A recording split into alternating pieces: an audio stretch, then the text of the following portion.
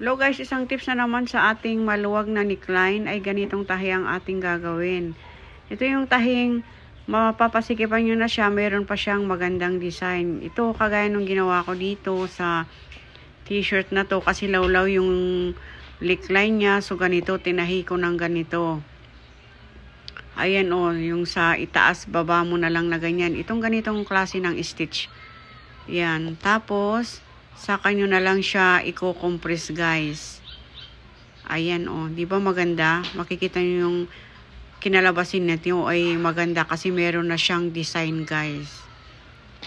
Ayan, hihilain nyo na, i-compress nyo na guys. Ganyan o. Ganyan yung ginawa ko. So makikita nyo yung kanyang kinalabasan ay maganda guys.